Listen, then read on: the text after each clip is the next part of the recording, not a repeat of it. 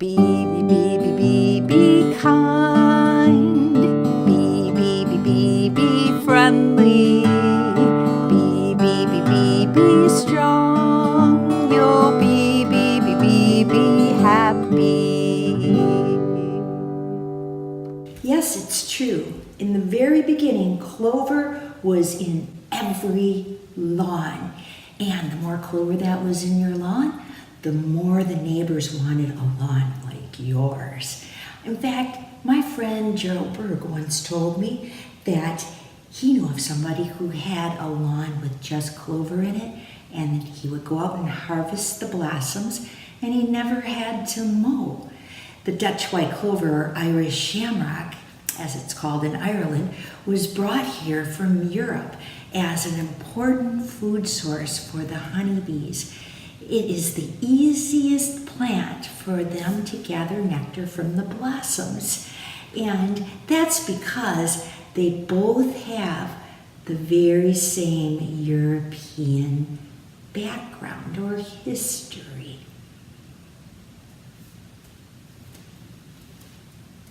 Honeybees were brought here from Europe.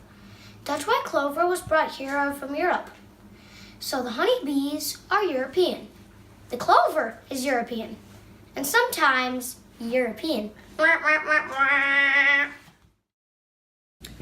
Let's talk about the miracle that the Irish shamrock can do under the soil. No wonder St. Patrick used it to convert all of Ireland.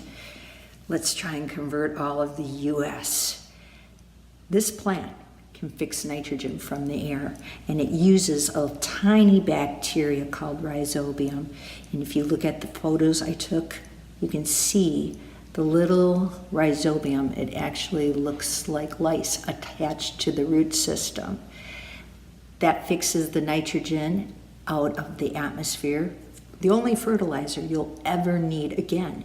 In addition, the earthworms love the Dutch white clover. When you mow your lawn, you don't have to pick up your lawn clippings because they will eat all of it. And yes, earthworms poop, as do all animals. Their poop is called vermiculture. That also helps to fertilize the earth. Your soil becomes so black and rich, it is an absolute miracle. Think about it. You do it once, you never have to pay to redo anything. It just takes off, and you can plant it around your vegetables, you can plant it around your trees as a living mulch, and it will feed the soil and feed all the plants around it. It is one amazing plant.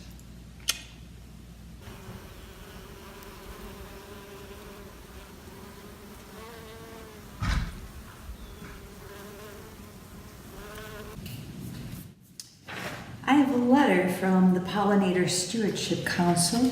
They are an organization of beekeepers.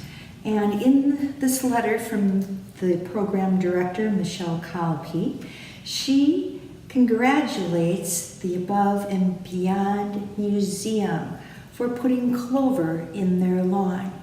The one really impressive line that she writes in here is, "Thank you for learning that grass lawns feed nothing." Then she talks about the Wisconsin Pollinator Protection Plan. Our Wisconsin Pollinator Protection Plan came out in April of 2016, and it tells us in there, let dandelions, clover, and other flowering plants bloom. These can provide important early season pollen and nectar sources when other floral resources are sparse. In thinking about that, I know that there are times that we have bees that are very hungry. In fact, they can't find anything to eat. That's why they look for something to eat when you go outside. Sometimes you might have on essential oil that might smell like a flower, like lavender, or perhaps you're going outside to have a picnic. Well, the reason why they're gathering around you is because of the fact that they're hungry.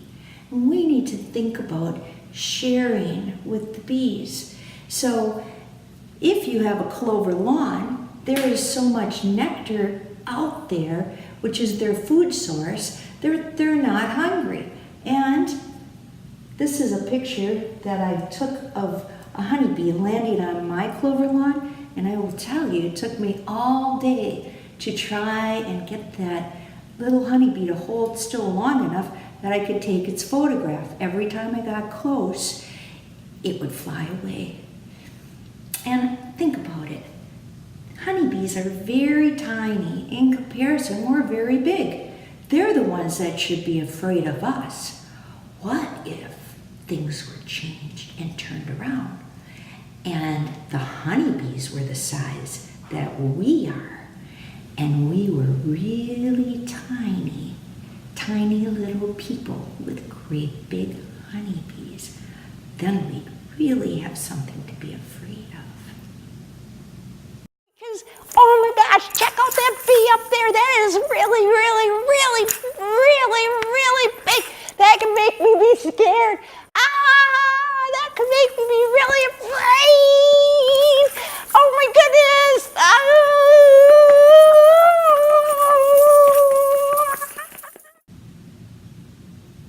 So, if you're still afraid of bees and you don't want a lawn with all these flowers in it, wow, it's easy.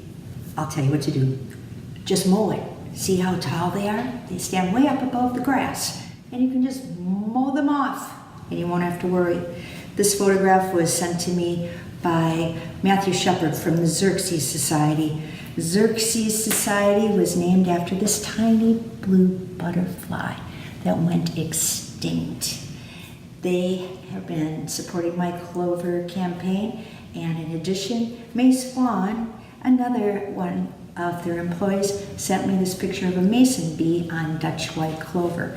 Matthew's picture came out of a book that they sent me, Gardening for Butterflies, on page 203. I asked them if they could make something that I could hand out when I go and do presentations, and this is what they came up with. So thank you, Xerxes Society. It's wonderful if everybody would like to support them.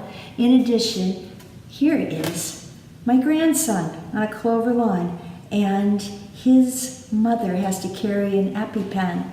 She finds that feeding all the bees helps to have them not come around.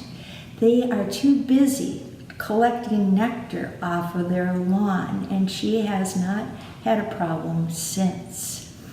So it's all good. It is all good to have that clover lawn and think about feeding the bees. The honeybees are working to make honey all the little day. The honeybees are working to make honey. They work all day. Fly from flower to flower.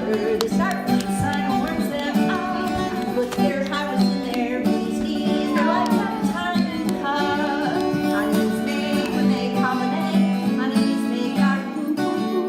Honeybees make when they pollinate. Honeybees make our food. I really like to eat apples, pears, peaches, plums, and cherries. All the nuts and berries. They've got food to eat.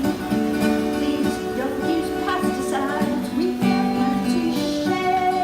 We kill all the honeybees. Our fruit trees will be bare. Sometimes a little honey can't find food to eat.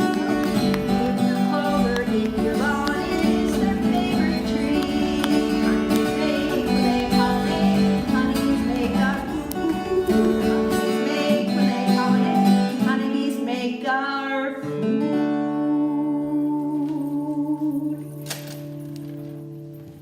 So I'm looking for little worker bees that might want to do a little play acting. You could figure out some kind of bee costume that you might want to wear, or if you don't want to wear a costume, that's fine too. And what I'm thinking we would do is go around and look at landscaping and see if the landscaping has any nourishment in it. So I'll use a little, okay, that's perfect. So if it does have nectar in it, of course that would be something for you to eat if you were pretending that you were a little honeybee, that you could get really excited and go, yay, here's some food, I'm so happy I get to eat. And if that landscaping has nothing for you to eat, well, you can start to cry. Oh, I'm so hungry.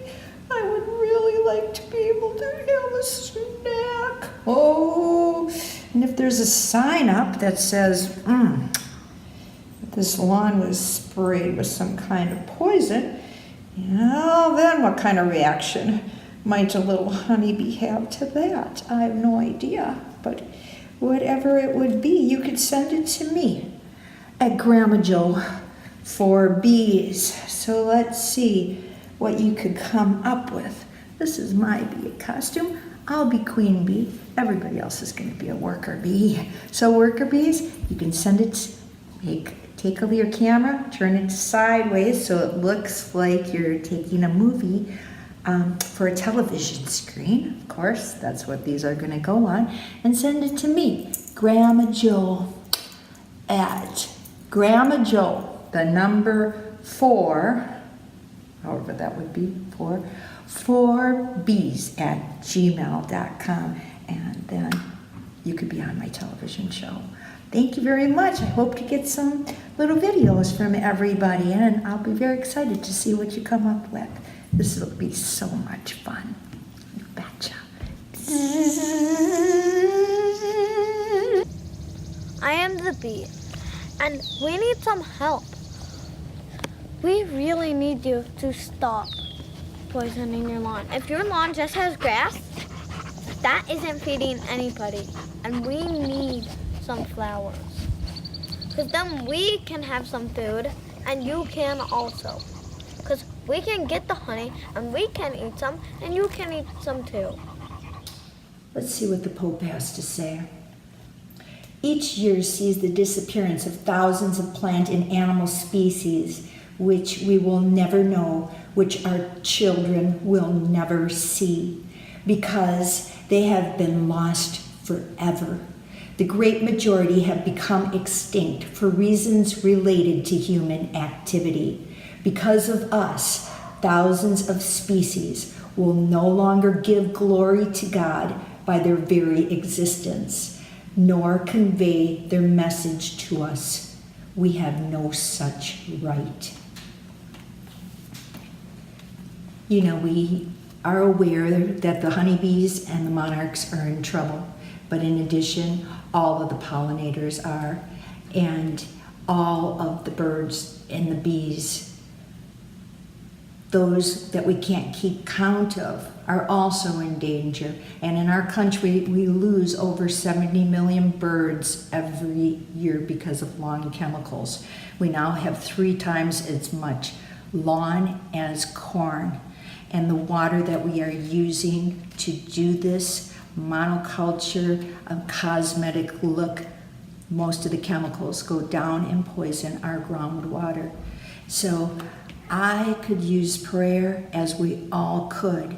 And the reason I'm doing this is not only for my own grandchildren to have a future, but for each and every child in our country, that we may start a change that feeds all of the pollinators and protects all of our birds. Thank you for all your help. Be kind. Be friendly.